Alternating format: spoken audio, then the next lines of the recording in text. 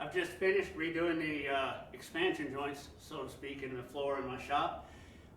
If you look at a link up here, you'll see where I cut these joints in the floor to keep the concrete from cracking randomly across the floor.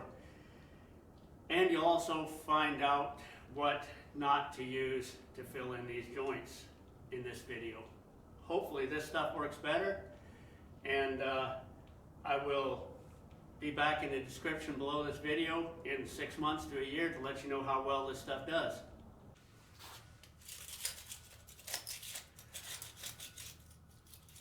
Let the games continue.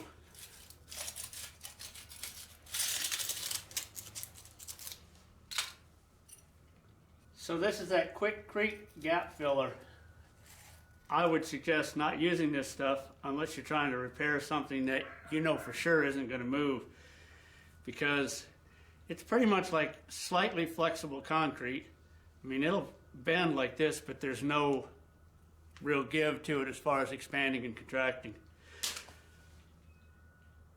I'm having to dig all this stuff out and redo it with this. It's a little bit more flexible, and hopefully it stays with it. This is what happens when you use something that you think will work, or that according to directions will work for the application you're using it for, but doesn't work quite as well as you wanted it to. Oh well, I've learned something, and I'm going to spend a couple days digging this out and redoing it. Most of this joint fill came out fairly easy in long strips like this, but one section of it was very difficult to get out. Well, what I have here is a whole nother level of fun. This whole strip down here seems to be deeper, thicker than the rest of it. I mean, I must have filled this groove all the way to the bottom, and this stuff is really tight in here. I'm having to punch it out on both sides, break it loose, and then I have to take this little tool that I made and yank it out, and it literally comes out in little tiny chips. A lot of the stuff on the other side of the shop came out like this, just huge pieces of it. Went pretty fast. This is going to take me a while to get out of here on this strip. Hopefully there's not too much more like this. A lot of it comes out just like this. I just tap that in a few spots. Just lifts right out.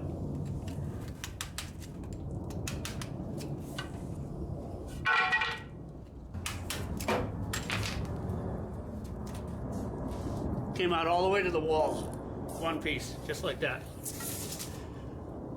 But this section over here is not doing that. What I'm going to do is go ahead and put some of the backer rod in, and that'll stop trash from falling down into the slots. Anyway, I'll show you my new toy that I made. It's just a stack of washers and a little bushing in the middle so that'll rotate. Get the backer rod started down into this groove and stop stretching it. And then I just take this little guy, it's got an arrow on it so I know which side's up because it isn't set exactly the same way. And that just goes just a little over 1/4 inch deep, and well, away we go. Instantly puts it to the right depth. Yeah, it's probably a waste of time making that, but that's going to be the easiest part of this entire job now. Alright, this part of it I did a couple days ago, and it took 3 tubes to do 1/4 of the garage, and I didn't have backer rod in it, so that's why I decided I'd use backer rod, because I was getting it a little deeper than it needed to be without the backer rod. I don't know if you can see that in the camera. That's probably about 1/2 inch deep. 3/8 to 1/2 inch is what I was trying to go for. Hopefully the backer rod will save me a few tubes of $7 joint caulk. Alright, because I'm not really looking forward to pumping a caulking gun long enough to do the entire floor at one time, I'm going to do another section of it all the way across, a couple pieces right here. Got a few pieces of blue towel cut, got some gloves on, caulking gun's cut, ready to go. Let's see what happens.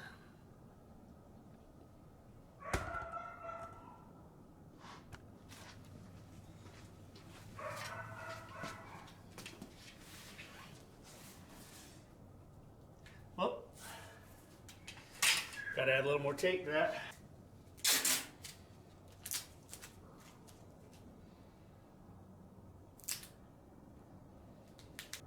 This stuff is thick too.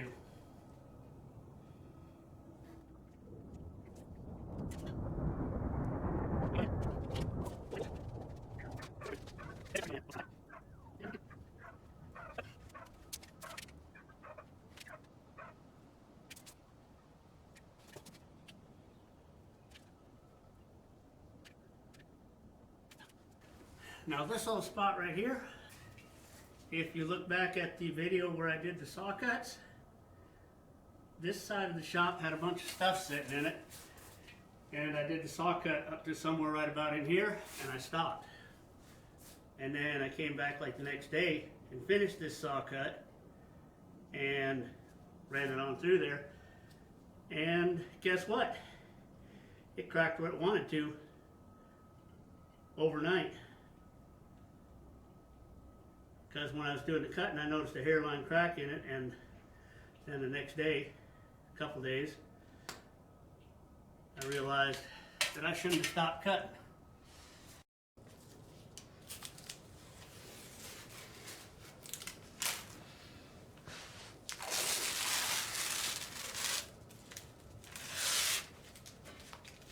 All right, one more section of the floor is complete. I'll peel this tape up, let this stuff cure overnight, make a little bit of room so I can finish this job. I've got a plan here for this last strip that won't come up very easy. It's going to involve power tools, a little bit of power tool abuse, and definitely the death of a used saw blade.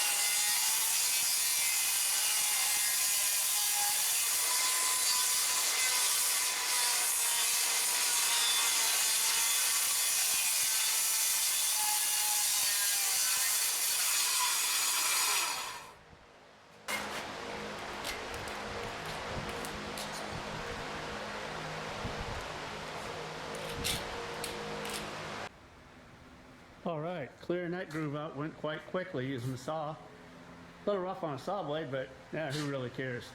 And as an added bonus, I have a pile of beautiful white sawdust chips that have absolutely no value.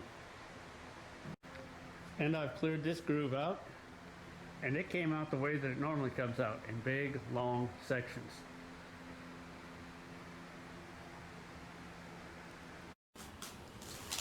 The most satisfying part of any project that you have to mask off is peeling the tape off and seeing what it looks like. You didn't think I was going to leave you out of that part of the project, did you?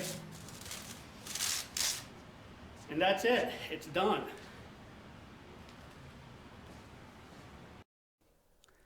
And I believe I'm going to have to go buy a lottery ticket, because this is how much is left of the last tube that I had bought. Usually when you're working on a project like this, you end up going and buying one more tube and using about a quarter of it just so you can finish the job. I believe I'll have to call that a win. All in all, not too bad of a job.